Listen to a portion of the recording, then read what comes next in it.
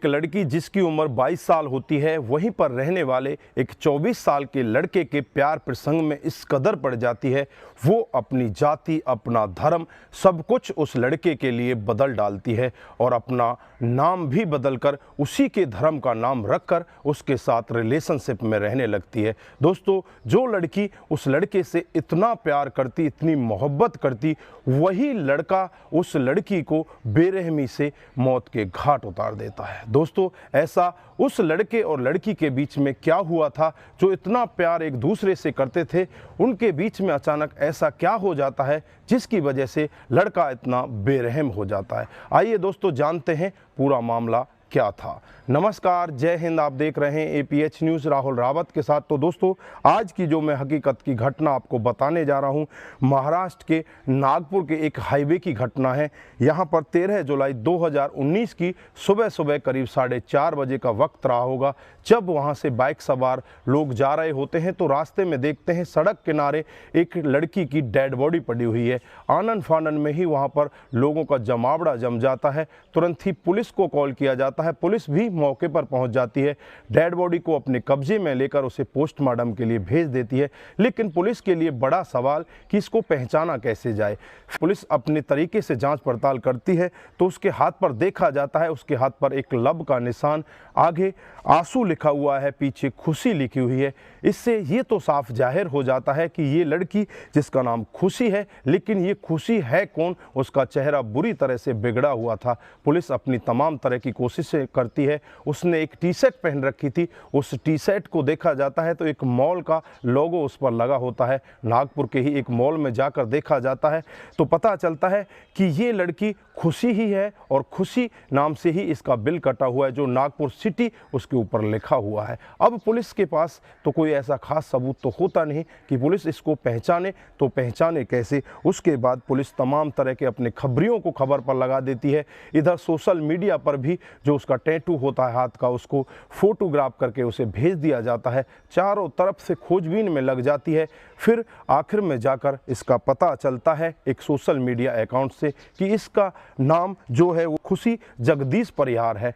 अब पुलिस एकदम से खुशी जगदीश परिहार के घर का रुख करती है तो घर जाकर देखा जाता है तो घर वाले कहते हैं कि हमारी बेटी तो काफ़ी दिन पहले ही घर छोड़कर जा चुकी है। वो मॉडल बनना चाहती थी और मॉडल बनने की वजह से ही वो हमको और सब घर वालों को छोड़कर यहाँ से चली जाती है। घर वालों से भी कई तरह की पूछताछ की जाती है तो घर वाले यही कहते हैं कि हमें उस लड़की के बारे में कुछ भी नहीं पता। अब पुलिस के लिए बड़ा सवाल कि इसको मारने वाला कौन है।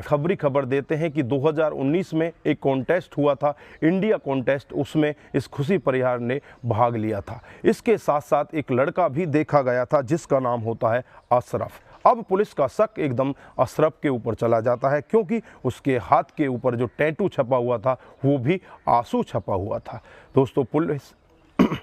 दोस्तों, पुलिस तुरंत ही हरकत में आती है और अशरफ के घर का रुख करती है। जब अशरफ को अपनी गिरफ्त में लेकर उससे पूछताछ करती है तो अशरफ यही कहता है कि साहब, मैं तो फॉर्मल इसके साथ मिला जुला करता था, मुझे नहीं पता कि वो लड़की गई तो गई कहाँ। लेकिन पुलिस जब छानबीन करती है तो पता चलता है कि ये दोनों रिलेशनशिप में रह रहे हैं, काफ़ी दिन से एक साथ ही रहते हैं। पुलिस जब पूरे सबूतों को उसके सामने रखती है, पूरी कॉल डिटेल निकालती है, कॉल डिटेल में भी यही पता चलता है कि लास्ट बार अशरफ ने ही उसको कॉल किया था और इन दोनों की लोकेशन भी एक ही जगह पर थी। अब पुलिस का शक एकदम से अशरफ के ऊपर आ जाता है। अशरफ को फिर सख्ती के साथ पूछताछ किया जाता है तो अशरफ थोड़ी देर में ही टूट जाता है और सब कुछ सच सच बताने लगता है। अशरफ कहने लगता है कि साहब, हम दोनों 2015 से रिलेशनशिप में हैं और ये लड़की मेरे साथ काफ़ी दिन से रह रही है और हम एक दूसरे को हद से ज़्यादा प्यार किया करते थे। हम दोनों ही मॉडल बनना चाहते थे, हम दोनों ही कामकाज किया करते थे। लेकिन मुझे इसकी एक आदत बहुत बुरी लगती है कि ये अब रात भर शूटिंग के लिए घर से बाहर रहती। मैं उस सब को इससे मना करता कि अब तू शूटिंग के लिए घर से बाहर मत रहा कर, लेकिन ये मॉडल बनना चाहती। अब मॉडल बनने के लिए इसे घर से बाहर रहना पड़ता। मैं बहुत ही ज़्यादा परेशान हो जाता हूँ। हमारे बीच में अक्सर लड़ाइयाँ रहने लगती हैं।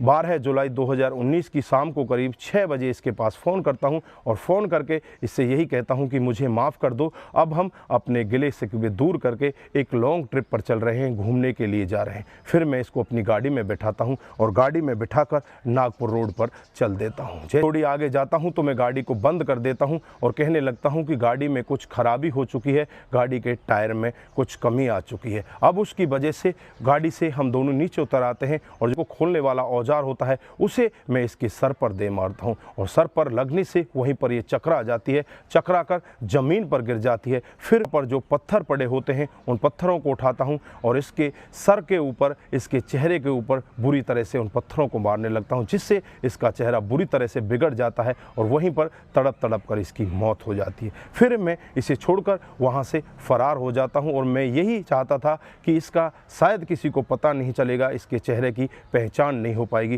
के बाद इस सब का खुलासा होता है।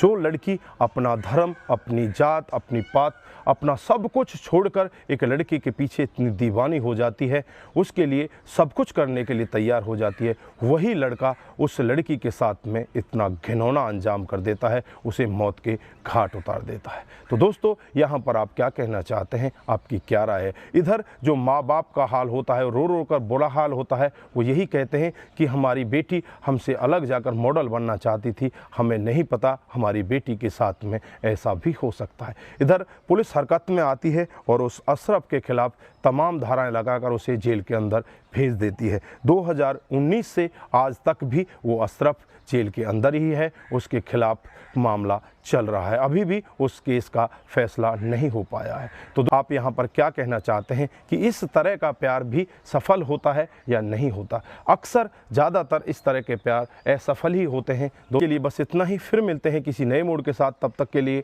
आप अपना ख्याल रखें, अपने परिवार का ख्याल रखें, सतर्क रहें, सावधान रहें और ऐसे क्राइम को अपने आसपास ना होने दें। नमस्कार, जय हिंद।